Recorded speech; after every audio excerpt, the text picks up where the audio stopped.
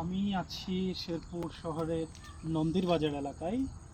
যে এলাকায় আসে একটা জিনিস খুবই সুন্দর লাগলো, সেটি হচ্ছে যে গ্রাম বাংলার এক সময়ের হারানো ঐতিহ্য।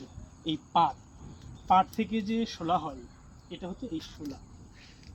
এটার সাথে কম বেশি আপনারা যারা গ্রামে থাকেন তারাও তো বেসিক্যালি পরিচিত। শহরে যারা তারা এটার সম্পর্কে এত অবহিত নয়। তো এই সোনালী আসে এখন আর সেভাবে কদর নেই, এটি কালের বিবর্তনে হারিয়ে যাচ্ছে। এটা বেসিক্যালি আমরা যখন ছোট ছিলাম, এই পাট পাট খেতে যে এই শোলা শোলা দিয়ে অনেক খেলনা তৈরি করতাম, খেলতাম, চার গুটি খেলতাম। আবার মাঝে মাঝে এই শোলা দিয়ে বড় করে এভাবে মাছের মতো বানিয়ে খেলতাম। কিন্তু এগুলো কিন্তু এখন আর হয়ে ওঠে না। কেন হয়ে ওঠে না? এখন মানুষ এসব চাষ খুব কম করে, চাষাবাদ।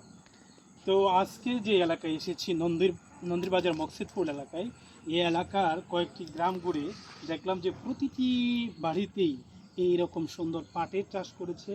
আর এই শোলাগুলো সুন্দরভাবে তারা পাটের আঁশ ছাড়িয়ে এই শোলাগুলো শোকাচ্ছে। এই শোলার কি উপকারিতা?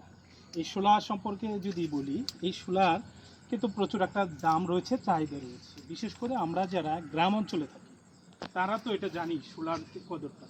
এই শোলা দিয়ে কি করা হয়? শোলা দিয়ে রান্না করা হয়। আপনি গ্রাম অঞ্চলে তো বেসিক্যালি শহরের মতো চুলায় রান্না করা হয় না, মাটির যে চুলা রয়েছে সেগুলোতেই রান্না করা হয়। তো মাটির চুলায় এই রান্না করার জন্য এই শোলাটা খুবই সুইটেবল। কেন সুইটেবল? এই শোলাতে একটু এই মচমচা শোলা দেখছেন, হ্যাঁ, শোলাতে সহজেই আগুন প্রয়োগ করলে বা তাড়াতাড়ি রান্না হয়ে যায়, সহজেই রান্না করা যায়। এই জন্যেই এই শোলাটা এই গ্রাম অঞ্চলের মহিলারা ব্যবহার করে থাকি। তো আরও একটি বিষয় রয়েছে, ঘুরতে এসে এই পাট ক্ষেতের যে প্রত্যেকটি কত সুন্দরভাবে দেখেন তারা পাটগুলো যে শুকাচ্ছে, এই রেলিংয়ে হাঁটছি, এটা যে কি আনন্দ বা কি মজা একটা ফিল অনুভব করছি। এইটির স্বাদ নিতে হলো অন্তত আপনাকে একবার এসব এলাকা ঘুরতে হবে। তাহলে মনে করব যে আপনার মনটা একটা অন্যরকম প্রয়াস পাবেন, মনের যে ক্লান্তি সেটি দূর হয়ে যাবে।